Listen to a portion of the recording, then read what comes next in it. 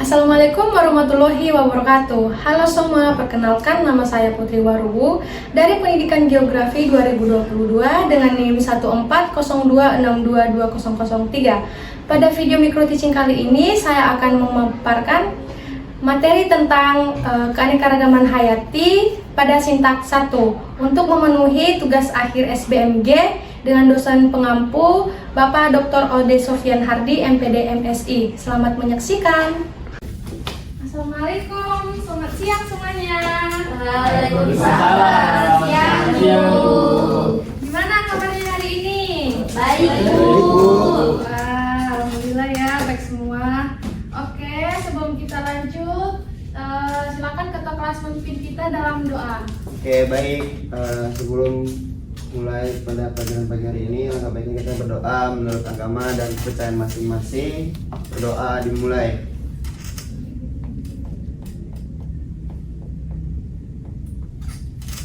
Berdoa selesai. Oke, terima kasih ketua kelas sudah memimpin kita dalam doa. Hari ini hadir semua kan? Hadir. Oke, baik. Oke, apakah hari ini udah siap untuk pembelajaran? Siap. Oke, baik. Hari ini kita akan membahas tentang faktor persebaran flora dan fauna. Lihat ya. Udah. Oke, sebelum kita lanjut, saya ingin bertanya, siapa aja yang mengingat materi minggu lalu? Ada yang masih ingat?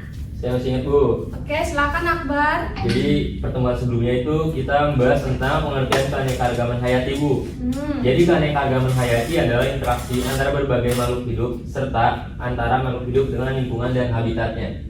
Oke, ada lagi yang masih ingat? Saya, Bu. Oke, silakan Sipa. Jadi pertemuan sebelumnya itu membahas tentang manfaat keanekaragaman hayati di bidang ekonomi. Contohnya nih kayak tumbuhan berkayu seperti kayu jati itu biasanya digunakan untuk bahan bangunan.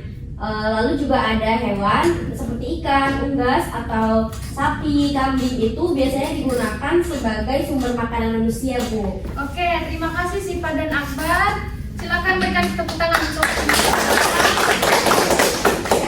sebelum kita lanjut, Ibu akan menampilkan video pembelajaran tentang faktor persebaran flora dan fauna. Silakan ditonton dan disimak ya. Baik, Bu. Baik, Bu.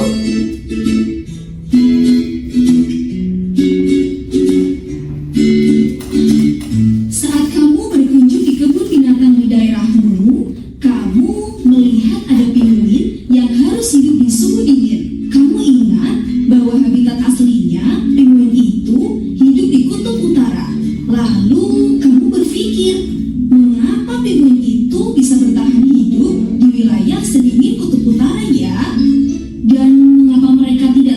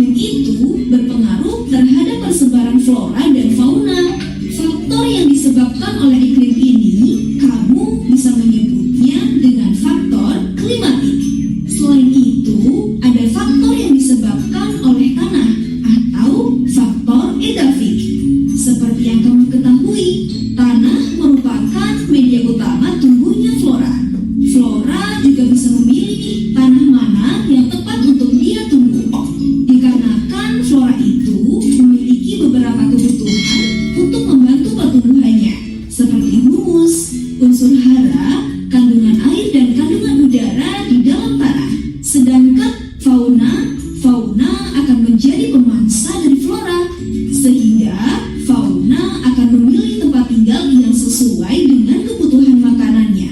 Oh iya, kamu pernah lihat perkebunan teh? Perkebunan teh itu hanya bisa kamu jumpai di daerah dataran tinggi, bukan? Dari sini, kamu bisa menyimpulkan jika bentuk permukaan bumi juga dapat mempengaruhi. Faktor tersebut bisa kamu sebut dengan faktor fisiografi. Kamu lihat ada cacing yang hidup di tanah itu? Keberadaannya akan membantu proses penyuburan tanah dari flora yang hidup di sana.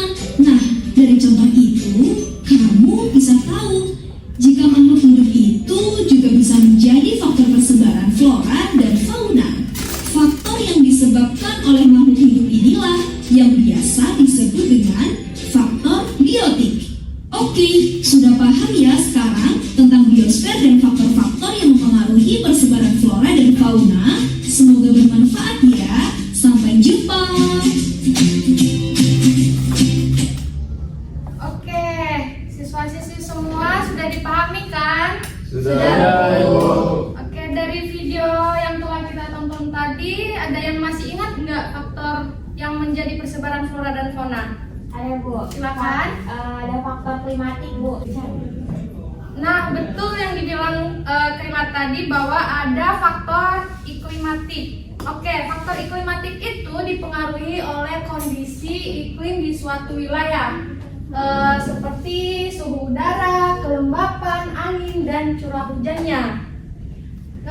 Nah, namun di 4 unsur faktor iklimatik ini yang sangat berpengaruh itu adalah suhu udara. Kenapa? Karena makin tinggi ataupun makin rendah suhu di suatu wilayah itu akan berpengaruh pada hewan ataupun tumbuhan di wilayah tersebut. Yang kedua ada faktor edafik. Ada yang masih ingat apa aja faktor edafik? Saya Bu. Apa ulas? Struktur tanah. Betul, ada lagi? Jenis tanah, Bu. Betul sekali ya teman-teman. Jadi faktor edafik itu adalah sifat-sifat dari tanah yang dilihat secara luas dalam ekologi. Artinya tidak hanya permukaan tanah aja yang dilihat, tetapi permukaannya anak-anak, tetapi bagian dalam bumi ataupun kerak bumi seperti struktur tanah, jenis tanah, tekstur tanah, keasaman, serta kandungan air ataupun kandungan udara yang ada di dalam tanah tersebut.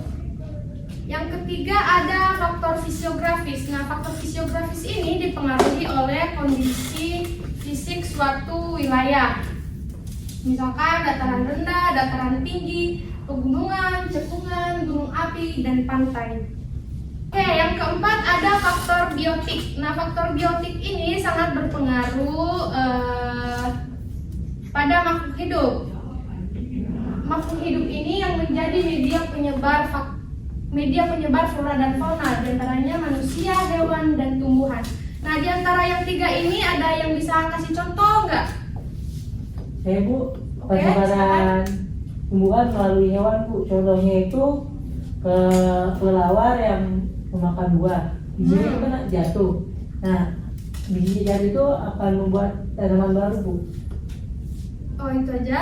Itu aja, Oke, Bu. betul sekali ya. Nah, manusia juga bisa menjadi media penyebar flora dan fauna melalui aktivitas manusia itu tersendiri seperti pertanian, perdagangan, dan transportasi. Misalkan seseorang membawa tanaman pertanian seperti padi ataupun buah-buahan, dan juga membawa hewan seperti sapi ataupun kambing dari suatu tempat ke tempat lain, sehingga mengakibatkan ekosistem setempat. Oke, berikutnya ada peta persebaran fauna di Indonesia. Kita bisa lihat petanya ya. Nah, kita tahu bahwa secara geografis Indonesia terletak di antara dua benua, yaitu benua Asia dan benua Australia, dan 2 samudra, yaitu Samudra Pasifik dan Samudra Hindia. Nah, pada persebaran fauna di Indonesia ini terdapat 2 garis yang memisahkan tipe-tipe fauna di Indonesia. Yang pertama itu ada garis Wallace. Garis Wallace ini garis yang memisahkan antara fauna tipe Asia dengan fauna tipe peralihan yang membentang dari Selat Lombok ke Selat Makassar dan berakhir di Filipina bagian selatan. Yang kedua itu ada garis Weber. Garis Weber ini yaitu garis yang memisahkan antara fauna tipe peralihan dengan fauna tipe Australia. Nah, kemudian ada 3 tipe fauna di Indonesia. Yang pertama itu ada fauna asiatis. Nah, fauna asiatis ini adalah zona persebaran fauna Indonesia yang hidup di habitat Indonesia bagian barat seperti di wilayah Sumatera, Jawa, Bali, Kalimantan, dan pulau-pulau kecil lainnya. Di petanya kita bisa lihat hewan apa aja. Ada harimau, orangutan, badak, dan gajah. Oke. Yang kedua ada fauna peralihan. Kenapa dinamakan hewan peralihan? Dikarenakan hewan-hewan tersebut terdapat di daerah antara garis Wallace dan garis Weber. Nah, di sini saya minta kepada siswa-siswi semua, ada yang bisa baca nggak apa aja hewan yang ada di tipe peralihan itu? Itu ada babi rusa, Bu. Betul sekali. Ada komodo, Bu. Ada lagi? Ada anoa, Bu. Oke, berarti siswa-siswi bisa membaca peta ya. Seru. Wah, keren banget. Oke, yang ketiga ada fauna australis. Nah, fauna australis ini adalah sebuah golongan hewan yang mempunyai kemiripan dengan hewan-hewan di Australia, namun berkembang biak di wilayah tropis. Di sini di petanya kita bisa lihat ada hewan kasuari dan cendawasih. Oke, kemudian ada peta persebaran flora di Indonesia. Nah, Indonesia ini memiliki sekitar 400 jenis tanaman palem dan sekitar 25.000 jenis tanaman yang berbunga. Sehingga Indonesia ini termasuk peringkat ke-7 di dunia yang memiliki jenis tumbuhan berbunga. Keren banget ya Indonesia ini ya. Iya. Kemudian kalian semua sudah pada tahu bahwa Indonesia ini termasuk wilayah negara yang beriklim tropis. Betul sekali. Nah, karena Indonesia ini negara beriklim tropis, maka sudah tentu curah hujannya juga tinggi ya. Sehingga ada sebagian wilayah Indonesia seperti Sumatera ataupun Kalimantan yang ditumbuhi banyak jenis tumbuhan serta banyak hutan yang sangat lebat. Ada juga wilayah Indonesia yang memiliki curah hujan yang relatif sedikit seperti di Nusa Tenggara. Nah, di daerah situ ditumbuhi banyak tumbuhan semak belukar dan padang rumput yang luas. Oke, sampai di sini apakah ada yang belum jelas ataupun ada pertanyaan? Sudah jelas, Bu. Baik siswa-siswi semua, minggu lalu ada tugas kan? Ya, Ada, Bu. Tugasnya apa? Tugasnya kalian itu cari fakta-fakta mengenai permasalahan keanekaragaman hayati di Indonesia. Oke, apakah tugasnya udah siap? Sudah, Bu. Kalau sudah, Ibu minta kalian presentasi ya. Baik, Bu. Ibu pilih secara acak ya, 3 orang aja. Yang pertama Ula. Yang kedua Putri Nur Laila. Yang ketiga Ebi. Kelas Ebi. Oke, silakan untuk Ula. Saya Ula.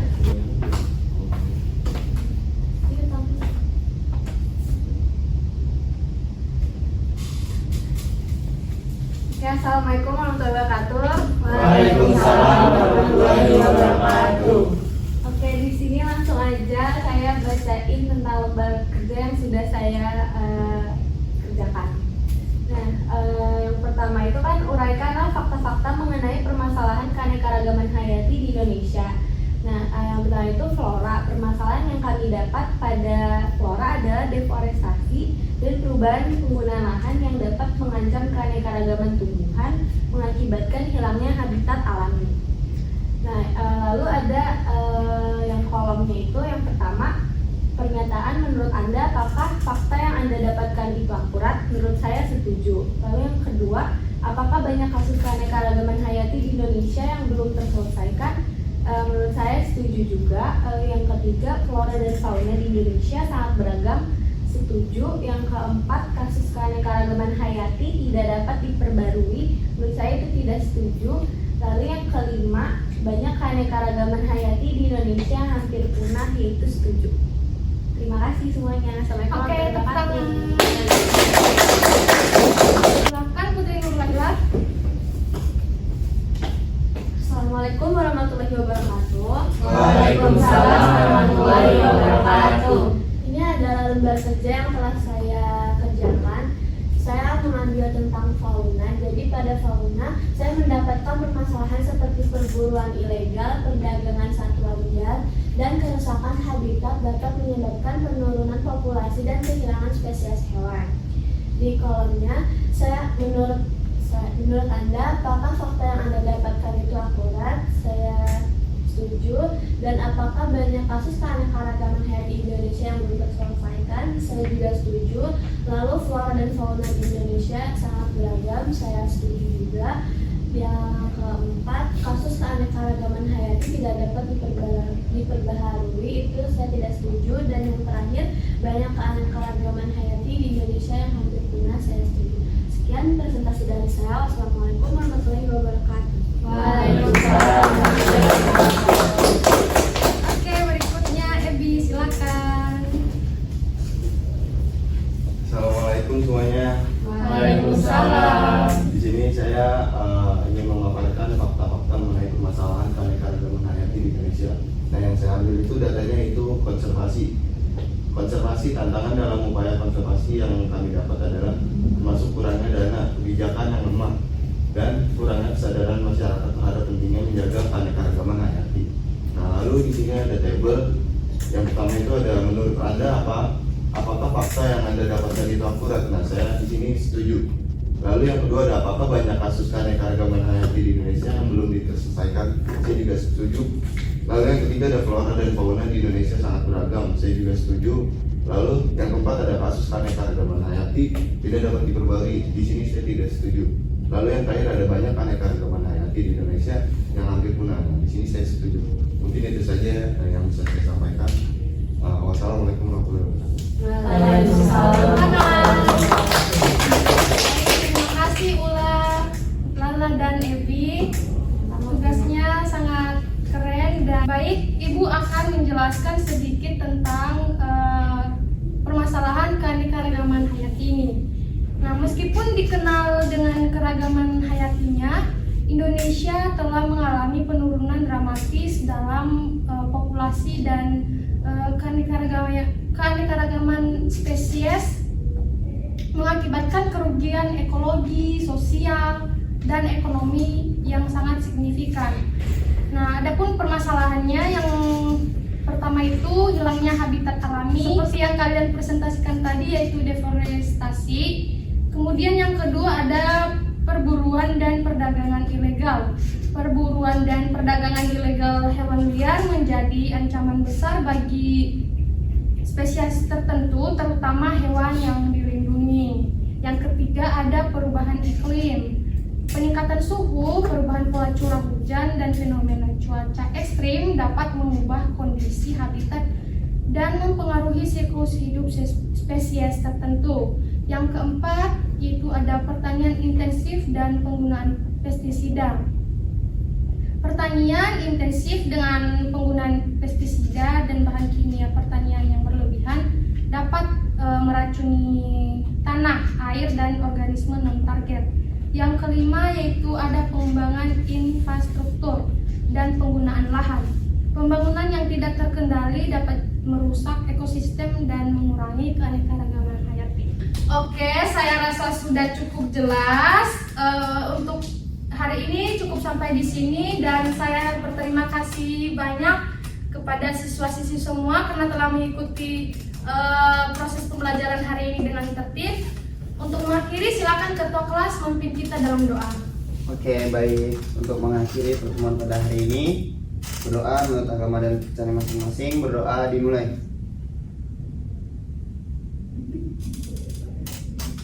Berdoa selesai.